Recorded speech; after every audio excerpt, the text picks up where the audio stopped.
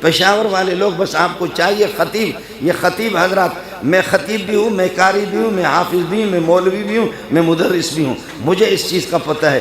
دنیا کے اندر جتنا مشکل تدریس ہے، خدا کی قسم کوئی چیز مشکل نہیں،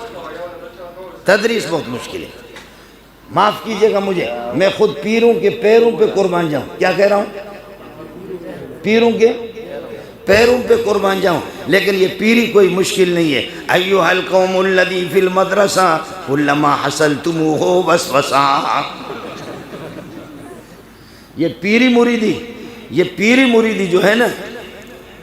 یہ شکیل کا بھائی ہے تقی، مفتی تقی الدین اس کا نام ہے، صبح سے لے کر کے 7 بجے سے 1 بجے تک ایک آدمی سبق پڑھا رہا، اس کا دماغ خراب ہو گیا، 1 بجے کے بعد آ کر کے دال شریف، نواز شریف، شہباز شریف، دال شریف ہم لوگ کھا رہے ہیں، دال کھا کر کے اللہ آپ کا بھلا کرے، تھوڑے سا آرام کیا، دروازے کسی نے کھٹکھٹایا،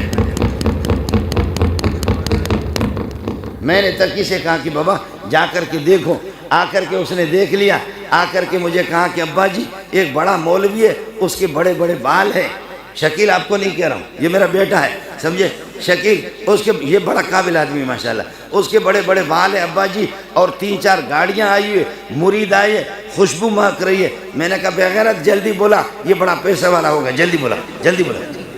اس کو جب بلا کر کے پیر صاحب کو میں نے دیکھا، یہ بے غیرت تو وہی ہے جو مدرسے میں ہم سے پڑھتا تھا، اس کو آتا متا کچھ بھی نہیں تھا،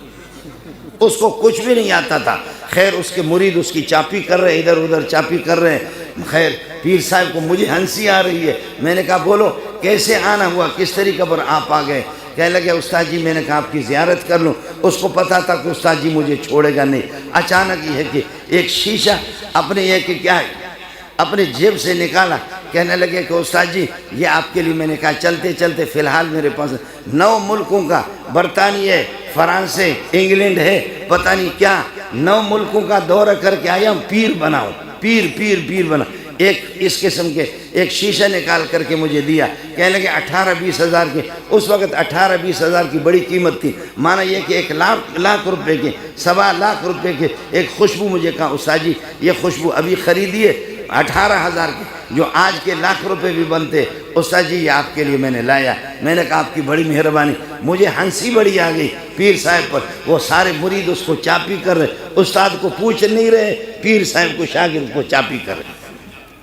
میں نے چائے اس کو پلائی، اس کو پتا تھا کہ استاد جی مجھے چھوڑے گا نہیں، یہ استاد بہت خطرناک ہے، میں زندہ کیا مردوں کو نہیں چھوڑتا، اس کو کہاں چھوڑوں گا۔ اچانک اس کو ڈر ہو گیا کہ میرے مریدوں کے سامنے استاد جی مجھے ذلیل کرے گا۔ جب یہ کہ مریدوں سے کہا کہ تم لوگ چلے جاؤ، مجھے استاد جی سے خاص بات کرنی ہے، چائے تو پی لیا، تم لوگ باہر جاؤ۔ میں نے اپنے بیٹے سے کہا تم بھی باہر چلے، مجھے پیر صاحب سے خاص بات کرنی ہے۔ اس نے مریدوں کو بھگایا، میں نے اللہ کا بھلا کرے کیا کر دیا، اپنے بیٹے کو مفتی تقی کو بھگایا۔ بھگانے کے بعد میں نے کہا وہ بے غیرت تو کب سے پیر بنا ہے؟ او ذلیل، تیرے جیسے تو کوئی نالائق تھا ہی نہیں، نہ تجھے کتاب سمجھ میں آتی تھی، نہ یہ کہ تجھے نحو کا پتہ تھا، نہ صرف کا پتہ تھا، نہ اعراب کا پتہ تھا، تو کہاں سے؟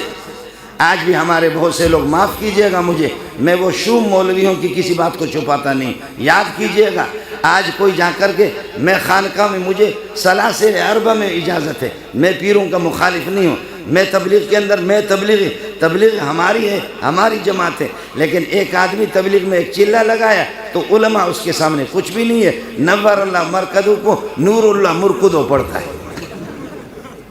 نور اللہ مرکدو کو یہ تبلیغی نور اللہ مرکدو پڑھنے والا ہے، اور ربنا آتنا فی الدنیا کو پڑھتا ہے ربنا اتنا فی دھنیا،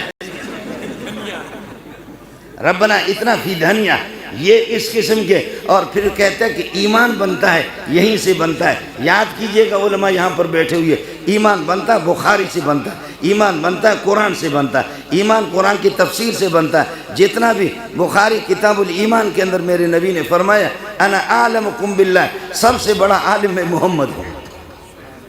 جو سب سے بڑا عالم ہوگا، میں تھوڑا سا علماء کو اشارہ کرتا ہوں، کہتے ایمان کہتے ہیں تصدیق ما جاء به